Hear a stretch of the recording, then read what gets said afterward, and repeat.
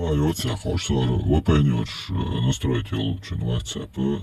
Шел хулял что настроить чулы, хотя где-то это хочу данные хранилище хакали, прокси сервер чулы, хочу уже настроить иню, пока выключение включить ее. Но клока прокси сервер чамете что единичку того еще даду и стрязинил и номер стрязил.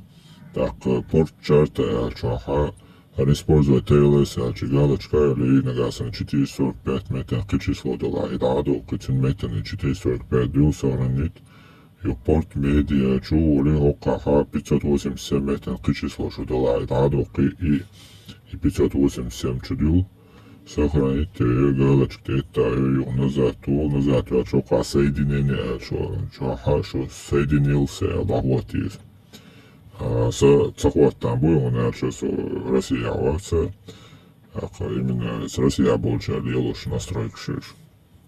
Как шенхар нагасан ющица, просто выключить телока, выключить и чанюлши и все. Как бы VPN санишь методик юкор. VPN и лелаца еще чисто для WhatsApp есть настройки, как то целш. Шел коля олсуркшо.